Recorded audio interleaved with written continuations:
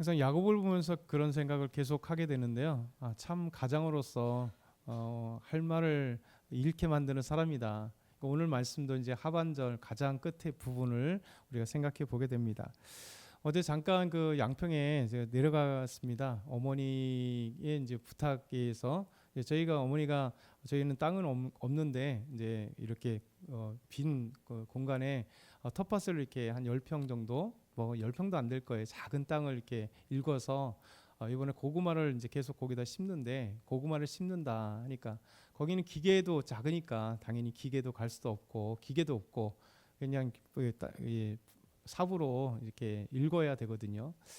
그래서 이제 부탁을 해서 지난주에 부탁해서 오늘 어제 이제 가겠다. 그래서 오전에 가겠다 했더니 어제 약간 비가 오는, 이제 어머니가 또 걱정을 하는 거예요. 비 오는데 오냐. 내려가 봤습니다. 갔더니 일부를 벌써 이미 어머니가 해놓은 거예요. 제발 그리 하지 말라고, 와서 제가 하겠다고. 어머니가 이제 85세니까 허리도 아파, 이제 무릎도 아파, 뭐 다 이제 아프신데도 해놓으신 거예요. 그래서 아니 오라고 했지 않냐고 그랬더니 계속 하시는 게 그거예요. 이제 가라고, 제가 여기 있을 때 천천히 하겠다. 근데 어머니는 항상 그런 거잖아요. 그래서 얘기를 하는 거죠. 이렇게. 왜냐하면 본인이 하신 이유가 이만큼 벌써 일부를 이렇게 그 아픈 몸을 입고 항상 하세요. 왜 그러냐면 결국은 아들이 힘들까봐. 부르긴 불렀는데 아들이 힘들까봐. 계속 그 마음을 얘기하시는 거예요. 아니 이렇게 얘기하면 네가 힘들까봐 그러지, 네가 힘들까봐 그러지, 네가 시간 없을까봐 그러지.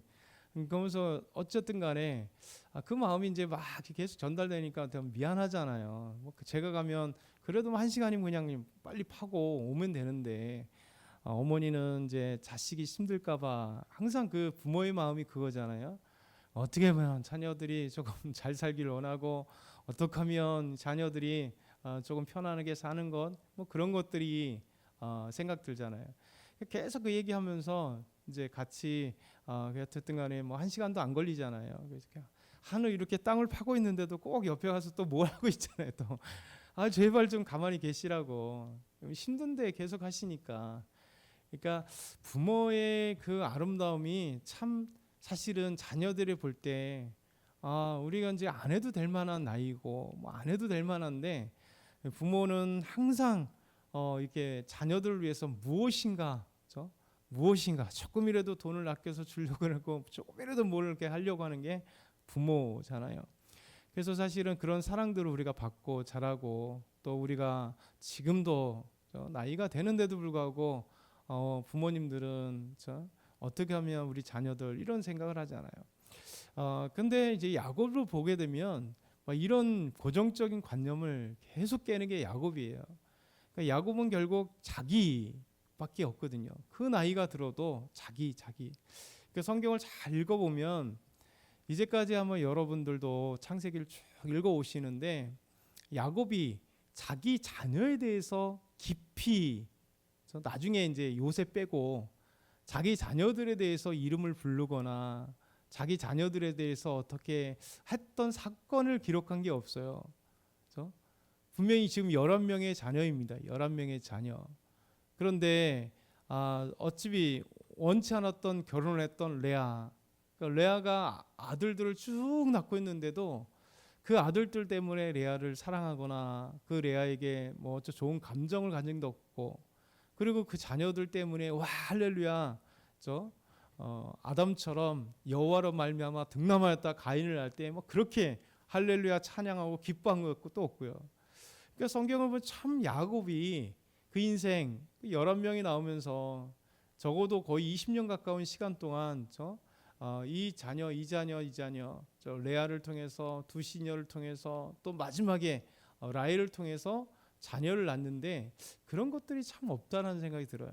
더더군다나 이제 어제 말씀이 세겜 땅에서 레아의 딸, 레아를 통해서 낳은 자기 딸, 어찌됐든 간에 첫째 부인이고 오직 딸 하나잖아요. 근데 이 세겜에 의해서 성폭행을 당했는데, 그러니까 아무런 아버지의 권위도 없고 아들들 기다리고 함구하고 있고, 이런 것들이 이제 야곱입니다. 오늘 말씀도 보면 마지막에 더 우리를 이제 분노하게 만들 만한 아들들이 분노한 사건이 사실 우리의 분노예요. 왜냐하면 도대체 아버지로서의 그 모습이 너무 안 보이거든요. 그러니까 자신을 위한 거는 정말 지금까지 열심히 살아왔어요. 그리고 사랑하는 여인 하나 라헬을 위해서는 너무 살았는데 나머지 부인들에 대해서 크게 성경은 그에게 관심을 둔 적이 없고, 자 그들이 낳은 자녀들에 대해서 관심을 둔 적 없고, 야곱은 그렇습니다. 오늘 이제 말씀을 보면 어제 야곱이 해야 되는데 야곱의 아들들이 들에서 목축하다 돌아와서 이 소식을 듣고 이제 막 분노해서 아버지에게 얘기하잖아요. 그래서 이제 세겜과 그의 아버지 하몰이 이 집에 찾아왔습니다.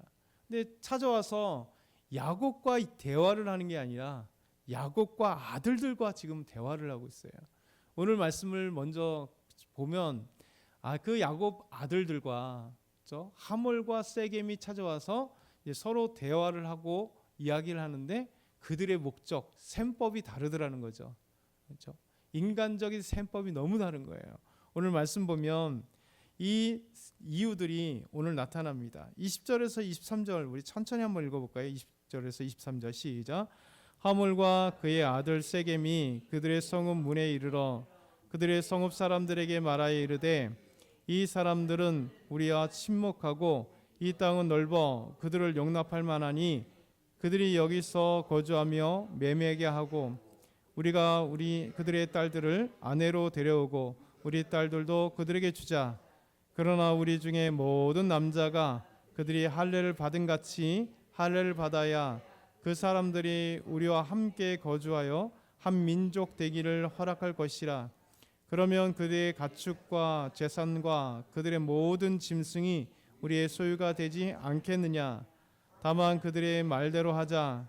그러면 그들이 우리와 함께 거주하리라. 야곱의 아들들은 하몰과 세목에게 이렇게 얘기를 한 거죠. 우리와 같이 할례를 받지 않으면 우리가 당신들과 통혼하지 않겠다. 그렇죠? 우리 딸 디나, 우리 동생 디나를 당신 세겜에게 주지 않겠다. 이렇게 얘기를 하니까 이 세겜이 너무나 이제 나름대로 사랑한 나머지 아버지를 조르고 아버지도 큰 문제 없다 생각하고 와서 이제 야곱의 아들들에게 얘기한 거죠.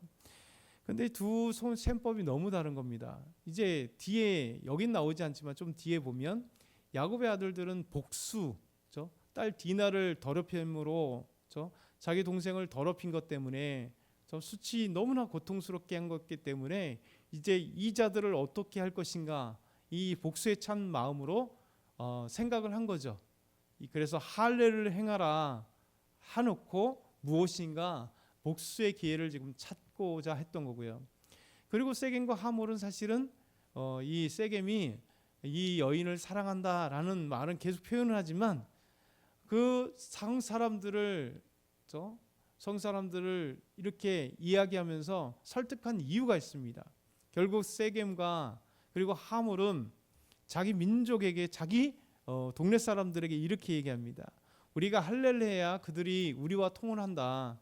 그리고 여기 우리 땅이 넓으니까 여기 살지 않겠느냐. 그리고 우리가 서로 같이 살자. 여기까지 좋아요. 근데 진짜 중요한 목적은 그 다음에 있는 거죠. 우리가 한 민족이 되면 그들과 그들의 가축과 재산과 그들의 모든 짐승이 우리의 소유가 되지 않겠느냐 이거죠. 이게 하몰과 세겜의 아주 인간적인 계략. 사실 디나를 얻고 싶은 마음도 있겠지만 그것보다도 그 야곱 그 이방 사람들이 와서 자기네 땅에 거주하는데 눈에 보니까 으리으리하지 않아요. 엄청난 양떼들, 이 소떼들, 낙타, 그거 엄청난 거예요. 그 재산들이 우리와 하면 같이 하다 보면 살다 보면 꿀꺽할 수 있지 않겠냐. 지금은 이방인이 갑자기 함부로 건드릴 수 없지만 우리가 통혼하다 보면 살짝 다 우리 사이가 되니까 우리 거가 되고 우리 딸들을 또 주면 우리 며느리가 되니까 다 우리 거가 되지 않느냐. 자연습득 우리 거가 되고 싶다. 이게 하몰과 세겜의 목적입니다.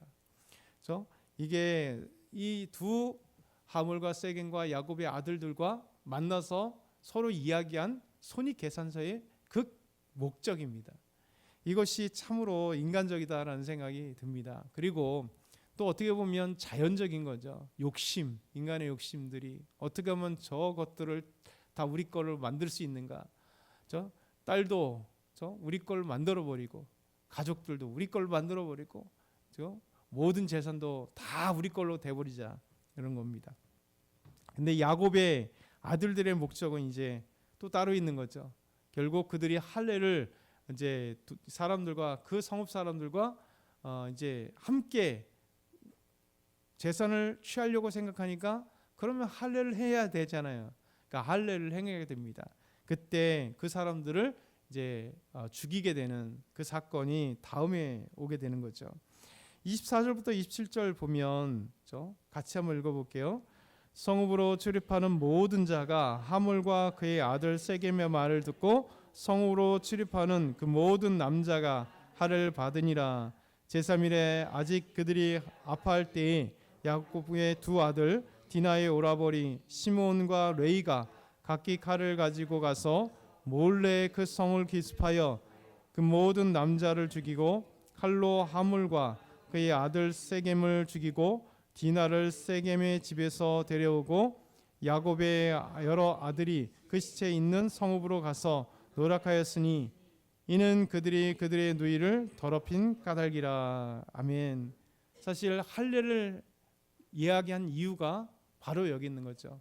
딸 디나, 자기 동생 디나를 더럽혔기 때문에 이 복수를 위해서 이제 어떻게 할까 생각했는데 앞의 이야기들 속에서는 그 목적이 나오지 않았습니다. 그렇죠? 그런데도 불구하고 이 할례를 통해서 어떤 현상이 나타날지 그들은 너무 잘 알고 그때 어떻게 해야 될지를 너무 잘 알았던 거죠. 할례를 통하니까 지금도 사실은 병원 가서 이 포경 수술하게 되면 할례를 하게 되면 얼마나 남자들 일주일 정도는 되게 힘들잖아요. 그날 수술하고 나서 마취 풀리고 그 다음에 이제 자리 잡기, 아물기 시작할 때까지 사실 남자들이 참 힘들어요. 근데 그 당시에 제대로 된 그것도 없이 지금 이때는 거의 이스라엘 백성들도 나중에 한참 600-700년 후에 여리고 땅에 들어올 때 할례를 행할 때 어떻게 보면 돌로 할례를 행하니까 그때도 칼이 없으니까 돌로 그냥 했단 말이에요. 그러면 그때보다도 더 오랜 시간이니까 이들도 대충 돌이나 무엇인가 이제 청동 칼로다 이렇게 대충 했겠죠. 칼이 거의 없으니까 이렇게 했겠죠. 그러니 얼마나 아팠겠어요. 그러니까 아픈 것을 너무 잘하니까 3일 되던 때 아직 아파할 때 성경이 정확하게 표현하잖아요. 아직 아파할 때 디나의 오빠들이었던 한 배에서 태어난 레아의 배에서 태어났던 진짜 같이 오빠와 동생 사이였던 시몬과 레이가 각기 칼을 잡고 몰래 간 겁니다. 몰래 간 거예요. 그래서 기습해서 남자들이 고통할 때 그냥 뭐 어떻게 할 수 없는 그때 가서 기습 공격해서 죽인 거죠. 왜냐하면 뭐 그 성읍 사람들이 몇백 명 이렇게 되는 게 아니니까 작은 마을에 남자 해봐야 얼마나 되겠습니까? 그리고 남자들이 움직이지도 못하고 제대로 싸우지 못하는데 2명이면 충분할 거예요. 그것도 기습하니까 뭘 자고 있는 데가 죽이고 자고 있는 데가 죽이니까요. 사실 이렇게 보면 당시로 생각하면 이 두 아들이 가서 죽일 수 있었다면 도대체 야곱은 뭐 했겠냐 이거죠. 야곱은 그 딸이 이 성폭행을 당하는 이 무서운 소식을 들었을 때 야곱은 종들을 데리고 가지도 못하고 아들이 왔는데도 얘기도 못하고 아들들이 그들과 이야기하는 그 사건이 돼버린 거죠.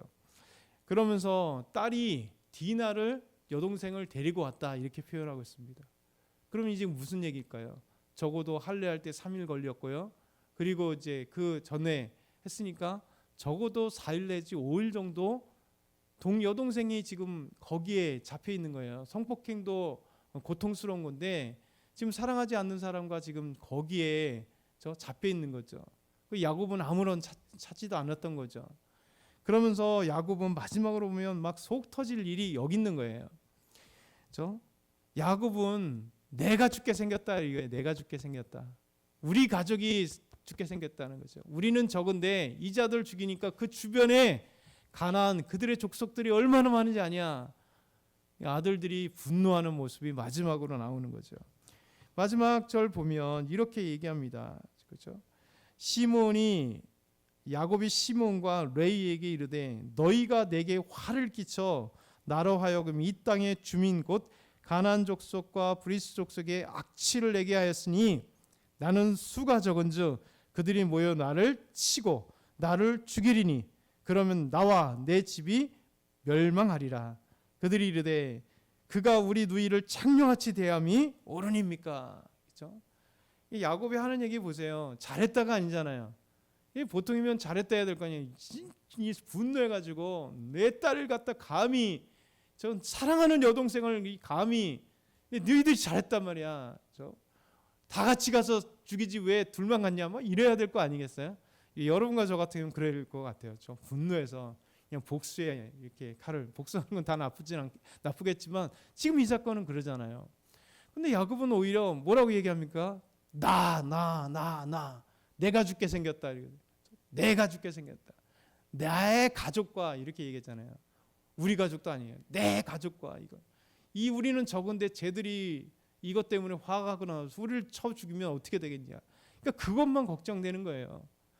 딸 디나가 지금 몹쓸 짓을 당해서 잡혀 있고 지금 몹쓸 짓을 당한 그 생각도 안 하고 오히려 아들들이 분노를 하는 거죠. 아버지에 대해서. 아니 그러면 우리 동생이 이렇게 창녀같이 대함이 옳습니까?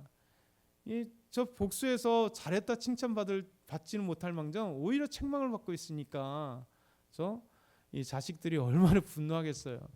여기서 진짜 야곱의 마지막으로 생각하면 얼마나 답답한 지금까지의 모습을 보겠습니까? 번이가 다 사랑시들되고 아버지로서의 모습을 다 없고 하나님은 우리에게 이 야곱의 이 얍삽하고 참 아름답지 못한 것을 보게 됩니다. 오늘 이 말씀을 보면서 참 어떤 말씀으로 우리가 기억해야 되고 묵상해야 될까 한번 개개별로 한번 생각해 보면 참 하나님이 이 가정서 부끄러운 것들을 그대로 우리에게 보여주시면서 우리는 정말 가장으로서 우리는 아내로서 우리는 자녀로서 어떻게 하나님 앞에 삶을 살아야 될 것인가 고민하게 되는 그런 말씀이 됩니다. 오늘도 저와 여러분이 말씀 앞에서 진실되길 원하고 우리가 정말 하나님께서 원하시는 우리 가정의 또 부모로서의 그 아름다운 삶을 살기를 소망합니다.